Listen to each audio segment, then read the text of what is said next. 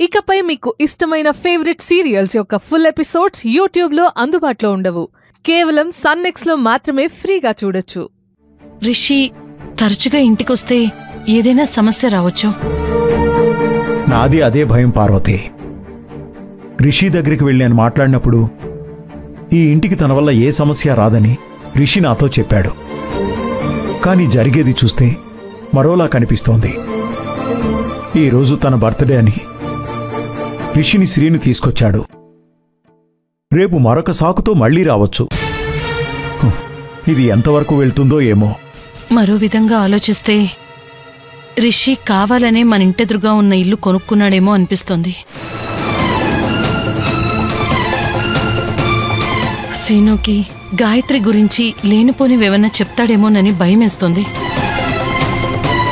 అయినా ఊర్లో వాళ్ళు కూడా సీనుకి రిషి గురించి చెప్తే మన గాయత్రి పరిస్థితి ఏమవుతుందా అని కూడా కంగారు పుడుతుందండి.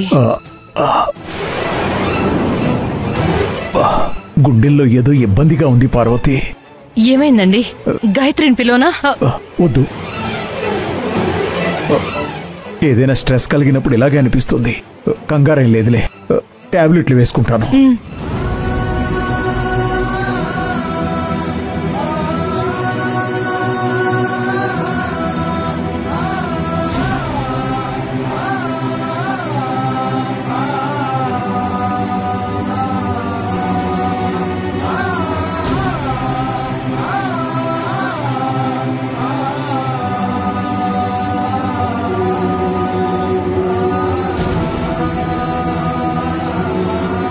ప్రస్తుతానికి దేని గురించి ఆలోచించకండి.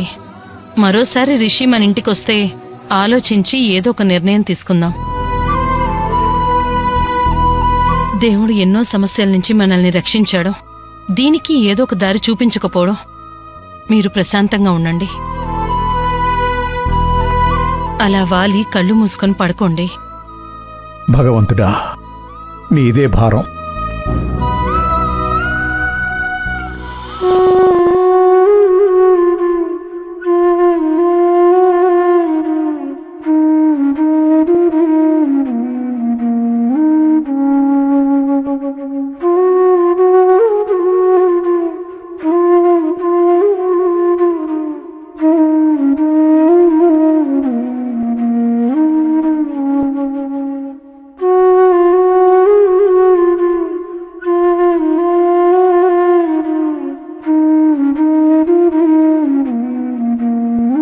గాయత్రి, ఏంటలా ఉన్నావు?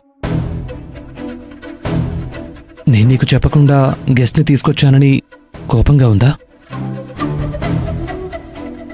ఈ రోజు నా బర్త్డే కదా గాయత్రి. ఇక నాకెవరూ ఫ్రెండ్స్ లేరు.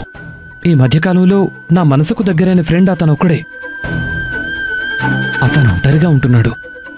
భోజనం చేయాలంటే సిటీకి వెళ్ళి తిని రావాలి. ఎప్పటినుంచో మన ఇంటికి భోజనానికి రమ్మని పిలుస్తూనే ఉన్నాను. అతన్ని పాపం రానన్నాడు.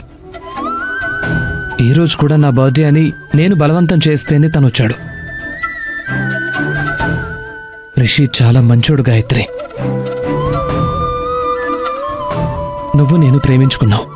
ఉద్యోగం కోసం ప్రేమించిన నీకు దూరంగా 2 ఏళ్లు ఉండాల్సి వచ్చింది.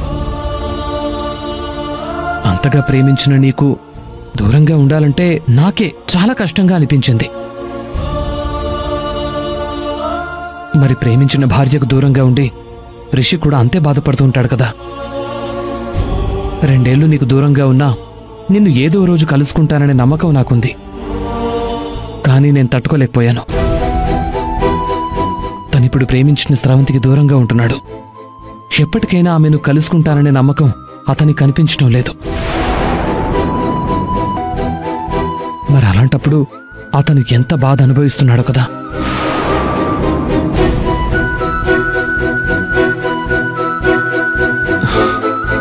అతని స్థానంలో నేనుంటే ఆ పరిస్థితి ఎలా ఉంటుందో నేను ఒకసారి ఊహించుకున్నాను. తట్టుకోలేకపోయాను. నేనే ఆ స్థితిలో ఉంటే అసలు నేను బతికే ఉండను. మరి తనెంత కుమిలిపోతున్నాడో కదా.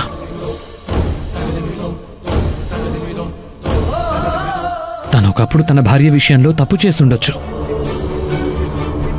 అప్పుడు ఆమె ఎంత బాధ అనుభవించిందో నాకు తెలియదు, కానీ రిషి అంతకు మించిన నరకాన్ని అనుభవిస్తున్నాడు. అందుకే అతనంటే ఒక రకమైన జాలి, దయ. అతని మాటల్లో నాకు నిజాయితీ కనిపించింది. అందుకే అతనితో స్నేహం చేస్తున్నాను. అతన్ని ఇంటికి తీసుకురావటం నీకు నచ్చలేదని నాకు అర్థమైంది. అందుకు నన్ను క్షమించు గాయత్రి.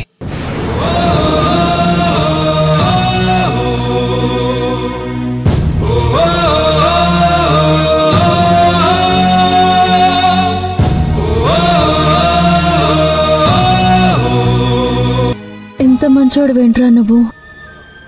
లోకంలో ఇంతలా ప్రేమించే వాళ్ళు ఉంటారని నిన్ను చూశాకే తెలిసింది. అమ్మ అన్నట్టు నువ్వు నిజంగా బంగారానివేరా. నీ ప్రేమని పొందిన వాళ్ళు నిజంగా చాలా అదృష్టవంతులు. నిన్ను దూరం చేసుకున్న వాళ్ళు చాలా దురదృష్టవంతులు. నువ్వెప్పుడూ బాగుండాలి, బాగుండాలి.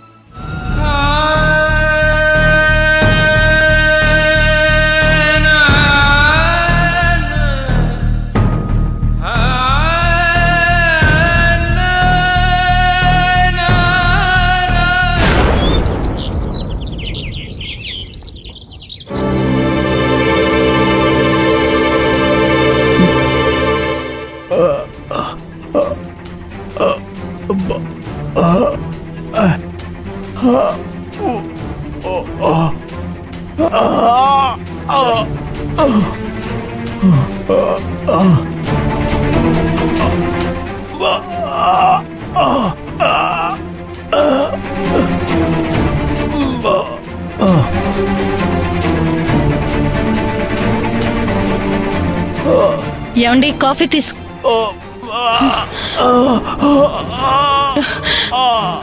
ఏమండి ఏమండి ఏమైందండి? ఊపిరి తీసుకోవడం చాలా కష్టంగా ఉంది పార్వతి. అయ్యో, గుండెంతా బిగబట్టినట్టుగా ఉంది. ఇలా కూర్చోండి. రే శ్రీను, శ్రీను, రే శ్రీను, శ్రీను, అమ్మ గాయత్రి, గాయత్రి త్వరగా రండి. ఏమైంది అత్తయ్య? మామయ్యకి బాలేదంట్రా. నాకేదో కంగారుగా ఉంది.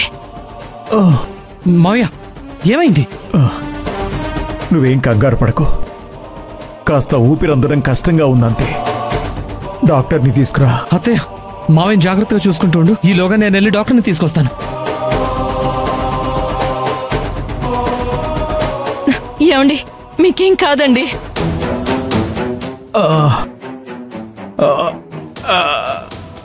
ఏమైందమ్మా?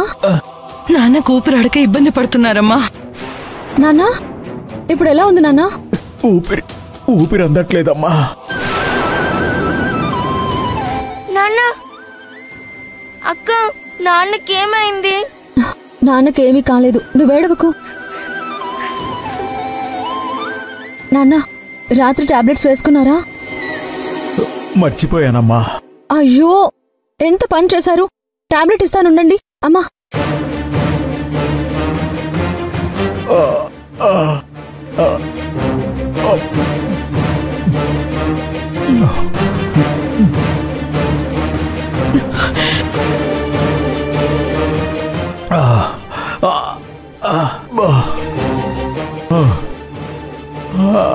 మీరు ప్రశాంతంగా ఉండండి నాన్న, ఏమీ కాదు.